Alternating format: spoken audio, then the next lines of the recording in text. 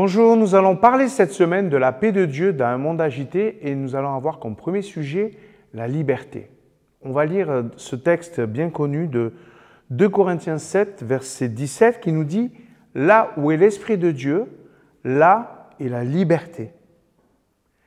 Vivre dans la liberté demande un accord entre notre conscience à l'intérieur de nous et notre réalité à l'extérieur de nous. Il existe trop souvent des tensions entre notre vie intérieure, notre cœur, et notre vie extérieure, notre réalité.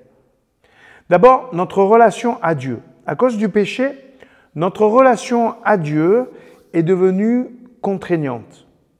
Nous pensons Dieu comme un juge qui n'apprécie pas nos motivations.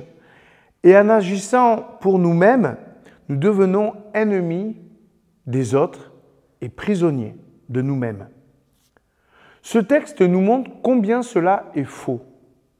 Sinon, quand l'Esprit de Dieu vient en nous, il nous amènerait la soumission. Or, il nous amène la liberté. Il veut notre liberté. Dieu veut qu'on l'aime, veut qu'on le croie, il veut qu'on ait une espérance en collaboration avec lui. Donc cette liberté vise en premier lieu notre relation avec Dieu.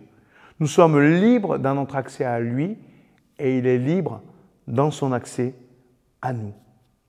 Ensuite, la question de notre conscience. Nous sous-estimons l'importance, l'influence qu'a notre motivation sur la réalité. Certes, on ne peut pas tout changer, mais nous avons tous une zone d'influence qui fait de nous des influenceurs dans ce monde.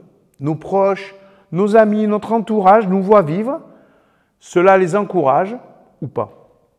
Le Saint-Esprit est prêt à collaborer avec nous pour que nos rêves, notre volonté, soient pris en compte dans la réalité, en transformant cette dernière, si nécessaire, en influençant les cœurs ouverts.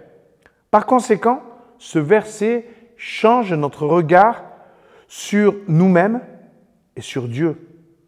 Si nous exerçons une influence significative sur la réalité, notre liberté devient alors une responsabilité que nous partageons avec Dieu. Voilà le magnifique projet de Dieu pour nous. Que nous soyons libres, libres de communiquer, libres de vivre en collaboration avec lui.